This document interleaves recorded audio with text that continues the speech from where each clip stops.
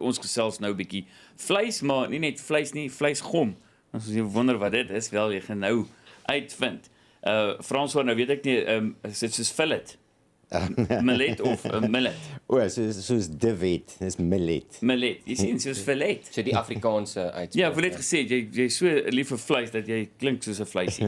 Ja, ek het vir julle Fillet saamgebring. Het jy vir ons Fillet saamgebring? Asof nou vir julle daarby uitkom. So jy's nou 'n direkteur en stigter van Functional Foods. Jy's nou 'n groot kenner, jy's so 'n paar keer by ons kerk. Ek leer elke keer so baie.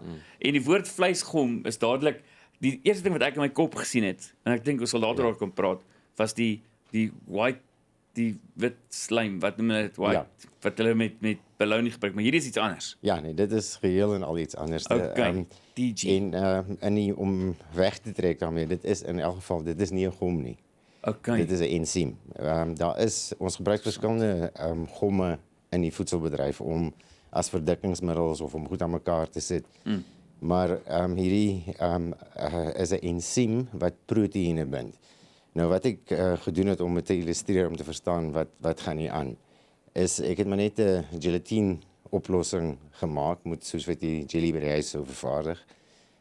Nou, solank dit in die yskas is, dan is dit... Hy word heeltemal hard, hy is nie vloeibaar nie. Ja, as hy in jou yskas gehou word. Dit is nou soos jy jou jelly pudding sou gemaak het. Ja. Hierdie botteltjie is presies dieselfde, maar hy is kamertemperatuur. Okay. So wanneer dit gestol het, dan en dit word warm, dan word dit weer koeldrank. Ja.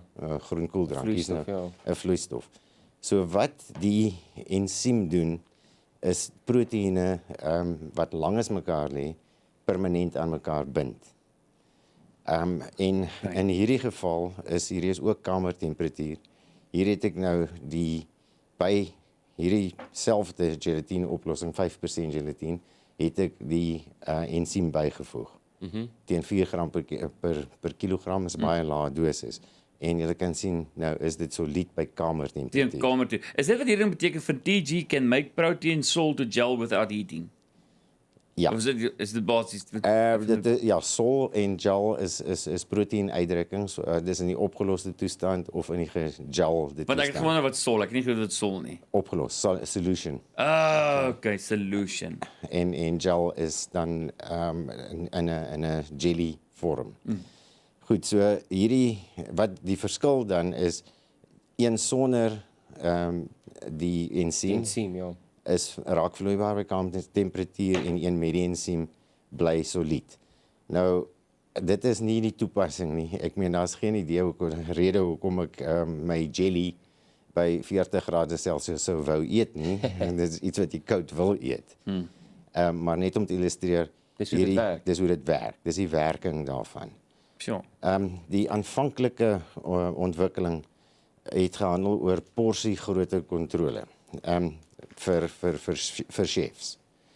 Wat ek hier saamgebring het, is twee varkfilette, wat sigaarvormig is, dikker aan die een kant en dunner aan die ander kant, wat vir 'n chef probleme veroorsaak. As hy 100 gram porsies wil sny, is moeilikheid.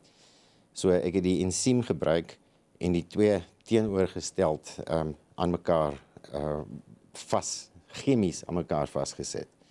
So die ensiem word op die oppervlakte van die een snit geplaas, die ander snit word bo op hom geplaas in die teenoorgestelde rigting, en die binding wat plaasvind, die proteïnbinding wat plaasvind, is 'n permanente binding. Dit kan nie weer jy kan nie by mekaar trek nie. Jy kan Dis nie soos weer wat choppies gevries is op mekaar, dan kan jy twee losmaak nie. Hulle is dan vas. Ons doen daai tegniek met bacon. Ja. Ek sal nou daarby uitkom. So dis amper soos 'n superglue. Hy gaan bly. Ja, dit is nie 'n gom nie. Maar dis nie 'n gom nie. Dis nie 'n gom nie, dis 'n ensiem. Ons moet dit duidelik. Maar daai, as jy nou sê daai ensiem, ek weet dit, want ek sou totale leek, wat jy nou gesê het wat jy by die vloeibare jelly nou gooi. Is dit 'n poeier? Dis 'n poeier. So dis 'n poeiertjie. Wat dan is hy? Hierdie is die produk. Dit is ontwikkel deur 'n Japaneese maatskappy. En dit was vir ek dink 10 jaar wêreldpatente daarop gehad. En die bemarking, hulle doen spesifieke mengsels vir spesifieke toepassings. Ja. So ek dink ons almal praat nou van Activa. Dit is Activa is die ensiem, die baie chefs sal praat van Activate. Ja. So ons Ons het 'n oorvleerende werkgebied en wat dit betref. So waar ons nou hierdie twee verlette aan mekaar vasgesit het, sit jy dit net eenvoudig op shrink wrap of selofaan tipe van ding neer, rol hom op en rol hom dat hy soos 'n polony vorm aanneem. En sit in die yskas vir 'n paar ure en dan kan jy snitte maak, presies dieselfde massa, presies dieselfde voorkoms op jou bord. As jy na hierdie een mooi kyk, jy kan dit sien, as jy mooi kyk na hierdie een, dat daar is, dis die een verlet, dis die ander verlet. Daar's 'n merkie in die middel. Sure. En dan die twee so, maar jy het jou porsiekontrole. Ja. Dis ongelooflik. Ek het nie geweet hulle doen dit so nie. Dit is my die grootste verrassing ooit, want dit is verseker, want soos jy sê, jy weet, 'n verlet loop so. En dit maak meer sin dat jy dit so presies kan kry. Ek meen, absoluut. Mense En dit is vleis op vleis. Ja. Dis nie 80% vleis en 20% van die ding wat nou weet soos 'n party wat jy aan sit nie. Ja. Hy bind nie twee proteïene chemies aan mekaar. Chemies aan mekaar. As jy hier aan voel jy is ook oxygen scavenger, ek sê wel, die Afrikaanse woord daarvoor is 'n suurstofdief wees. Wat die ensiem is kan afgebreek word in te hoë suurstofkonsentrasies. So dis nie iets wat daar bly nie. Die ensiem fasiliteer die aksie van hierdie proteïen met daai proteïen en dan word 'n binding tussen die proteïene gemaak. Dis eintlik so van toepassing op die feit dat ons later troues gaan gesels, Jorney, dis letterlik die een die ander en hulle word verbind. So pragtig. Presies, dit hulle ensieme gee. Net vinnig, is dit slegs in die hotelbedryf of dan nou in die spyseneringsbedryf wat dit gebruik word? Dit is die geskiedenis. Dis die aanvang daarvan. Dis waar dit begin het. Dis waar dit begin het. Vandag is ons gebruik baie breër van toepassing in alle voedselprodukte wat proteïene bevat. Ja, bo. Ek het hier nou 'n entjie verder gegaan. Ook maar net 'n ander kleurstof bygesit. Hierdie is ook gelatine. Om dit nou dieselfde te hou as die oorspronklike monster waarmee ek gewerk het en ek het hierby soja proteïen bygevoeg en ook kollageen, beeskollageen. So ons het nou in hierdie produk het ek nou 3 spesies: 'n vis gelatine, 'n plant soja proteïen en 'n beesproteïen. Ja. Met die ensiem gebind en dit wat ons hier gevorm het is 'n nuwe proteïen. Sjoe. Dis 'n proteïen tussen die 3 spesies aan mekaar gebonde. Vir ewig. Ons kan dit jy kan dit weer losmaak. Maar wat doen jy nou? Wat sal jy met dit doen? Dis ook net vir illustrasie. In voedselverwerking gebruik ons altyd 'n kombinasie van verskillende proteïene om 'n voedselproduk te bou. En vir baie lang tyd in my werkgebied het ek gesoek na iets wat reageer soos eiwit proteïen. As 'n eiwit proteïen gekook is, bly verander kleur en hy bly hard en hy kan nooit weer smelt nie. Hy is permanent verander. So eiwit proteïen kan 'n mens baie gebruik om 'n tekstuur van 'n voedsel te manipuleer in hoe jy hom wil hê, hoe jy die tekstuur wil hê. So hier het ons basies nou met 3 verskillende spesies proteïene eierproteïen gemaak. Wat reageer soos eierproteïen. Ja. Op hitte smelt dit nie weer nie.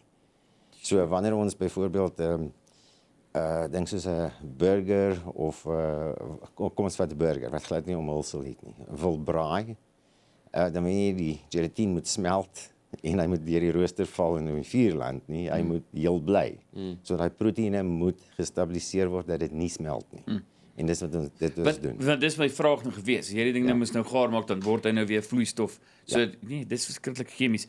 Is dit geweldig moeilik om te maak want jy sê nou dis soos hierdie maatskappy van Japan en ook 'n vasvra vir Henry wie toe met dit noedels uitgedink. Ja, 'n Japanees. Ja, kan jy gelyk dit gegoogel of eendag skieur. Maar jy weet, is dit so moeilik om te vervaardig dat hulle sê net maar half die markandeel in die wêreld het? Hoekom is dit nie baie meer algemeen nie? Ja, hulle besit eintlik die mikroorganisme, meeste van die goed wat ons maak, besit die mikroorganisme wat hierdie proteïen, onthou 'n ensiem is ook 'n proteïen. En 'n proteïen is net eenvoudig 'n string van aminosure. En daai string van aminosure word in baie gevalle laat ons hierdie goed bou in laboratoriums deur mikroorganismes. So die mikroorganisme wat daardie ensiem vervaardig behoort aan hulle. Nee. Kom my pa nie maar Japanees gewees het nie. En word wêreldwyd gebruik. En dit word wêreldwyd gebruik. Wat 'n ensiem om te besit. Ja, kyk, die toepassingsvelde is julle sou al gehoor het van skandale met gelatine wat gebruik is in yoghurt byvoorbeeld wat nie halal of kosher was nie. Die goed is etlike jare gelede ontbloot. So die transglutaminase, die ensiem, die aktiewe, kan gebruik word om enige proteïen te laat kruisbind aan mekaar en solied te word. So in yoghurt byvoorbeeld is dit 'n gebruik daarvan, dan kan jy sonder gelatine byvoeging 'n yoghurt maak.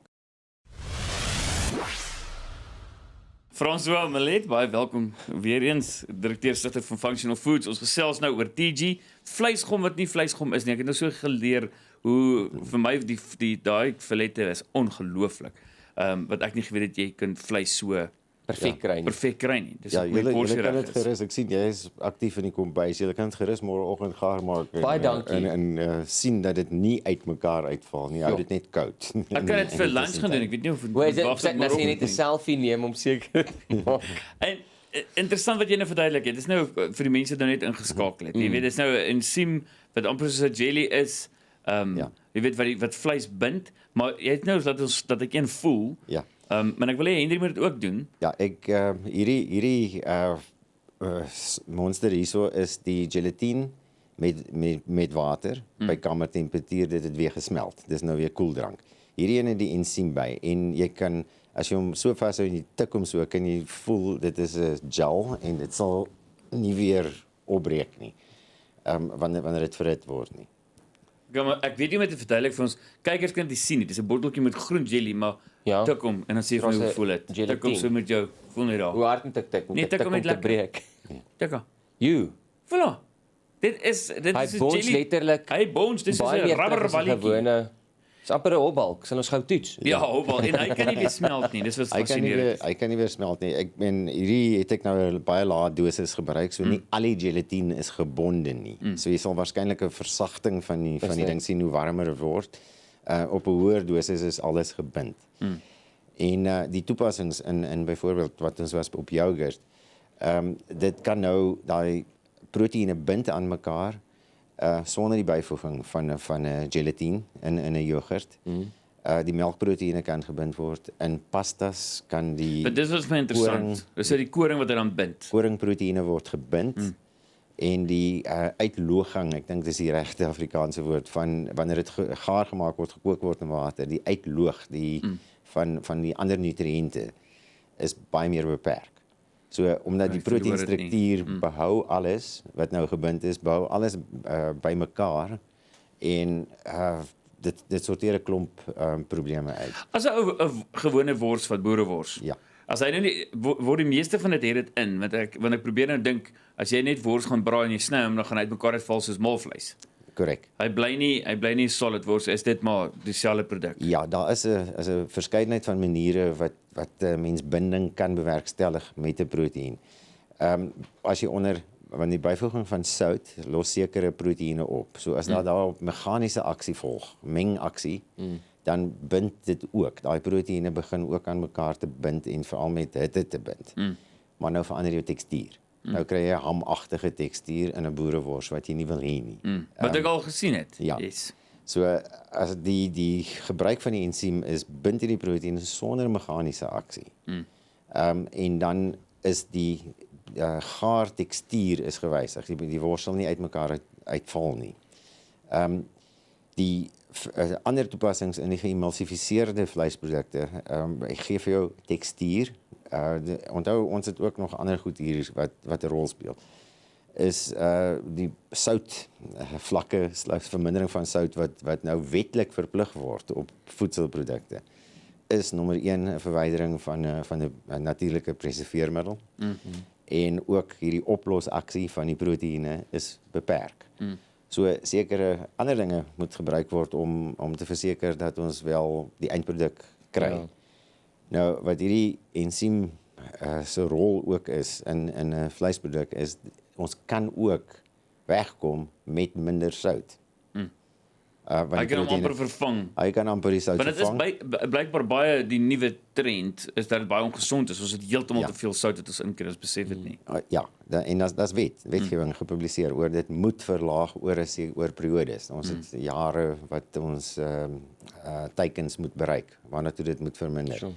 So nou bind ons hierdie proteïene aan mekaar. Dit verander die tekstuur, dit verander die water, ons praat van wateraktiwiteit.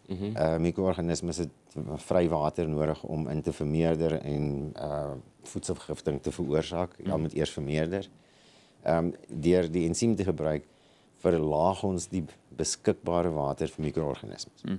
Wat sout ook maar sou gedoen het. Sout sou nie die water verlaag het nie, maar dit sou ons ongunstige omstandighede vir bakterieë geskep het, of mikroorganismes geskep het om te floreer. Nou maak ons minder water beskikbaar vir biologiese groei. Fransjo, dalk net vinnig, want ek meen, die oomblik as jy sê ensiem, dit is amper gemakliker as jy nou hoor is 'n gom, maar nou weet ons dis nie 'n gom nie, dit is 'n ensiem wat die proteïene bind. Ja. Dan het mense mense raak ongemaklik, want dit klink amper soos 'n bakterie, moet ons bekommerd wees, is dit iets wat jou as die verbruiker kan beïnvloed? Nee, die ensiem wat gebruik word is ook 'n proteïen, bestaan ook uit aminosure. So in jou spysverteringskanaal word daardie proteïene opgesny soos enige ander proteïen. Soos ek genoem het, hierdie proteïen is ook suurstof onstabiel.